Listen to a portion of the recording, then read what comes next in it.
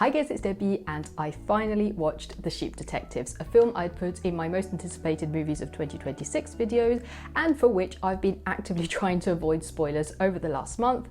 And don't worry, I won't spoil it for you if you haven't seen it yet. In The Sheep Detectives, Hugh Jackman plays a loving, caring shepherd who lives isolated in the British countryside with his flock of sheep. He loves them dearly, names them one by one, doesn't butcher them and only uses their wool. And one of their favourite pastimes is reading them books, especially murder mysteries. And one day, when the shepherd mysteriously dies, the sheep put together all their resources, although limited, and try to figure out who the killer is. While of course the humans are carrying out their own investigation down in their small town, uncovering various connections, ties, motive, and the usual small town secrets. Although the movie is extremely funny because of all the small town humour, the bumbling policeman, the evil butcher, the competitor shepherd, a whole array of sheep puns and jokes, the sheer hilarity of sheep trying to do human things, it also obviously has the sad aspect of the shepherd dying. So it opens up a lot of questions about death, the afterlife, the pain of remembering something bad happening, while also realising that the only reason it hurts is because you had something wonderful before. The sheep had never had to face anything of that sort before. But they're shown as totally blissful and nearly empty-headed, as sheep are stereotypically considered not to be the brightest of animals. It's like when a child starts asking you about God and death and what happens after you die, and you try to explain it, but the more you do, the more confused you get yourself and emotional,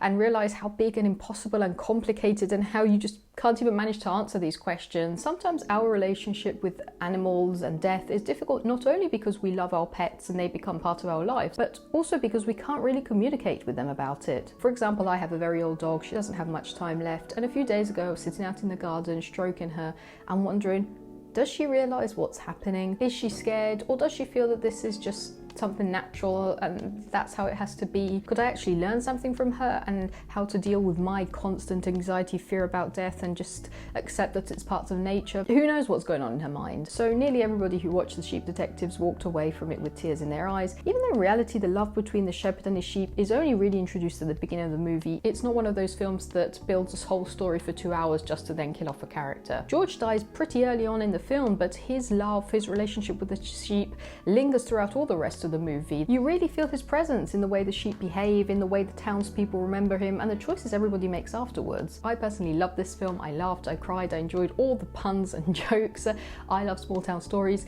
This one is a bit of a mix of Hot Fuzz and Paddington. And on the note of Paddington, just think about how loved the new Paddington movies are by basically everybody. Paddington 2 is incredible.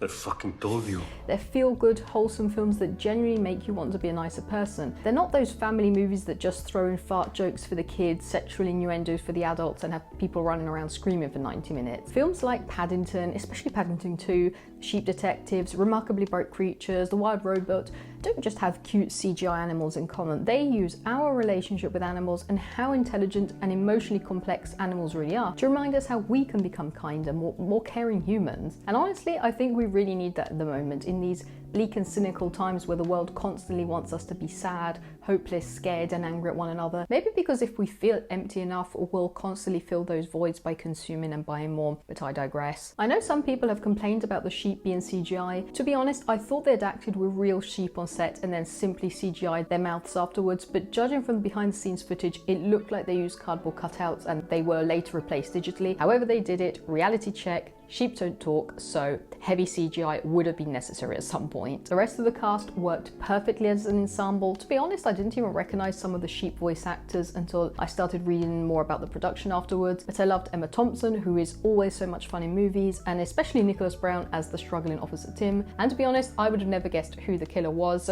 I've read of people who said that they gasped way more than they should have when the reveal happened. I mean, of course, there's going to be some goofy overacting at some point. The plot isn't 50 million layers deep, but remember, this is a family whodunit. I think people forget that this isn't, I don't know, Joon-ho's Memories of Murder or something like that. I also love how the sheep are shown to be way more clever than they give themselves credit for, while at the same time being completely defeated by the simplest of things. I won't give away too many of them. I'll just talk about one which was included in the promotional material, which is when the sheep have to cross a road, and this ends in absolute terror as they have no concept of what a road is or what tarmac is. because everything on the other side is so scary, but I'll leave the rest for you to discover.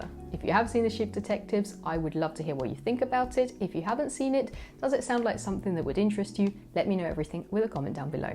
I hope you enjoyed this video. If you did, feel free to subscribe, and I'll see you in the next one. Bye.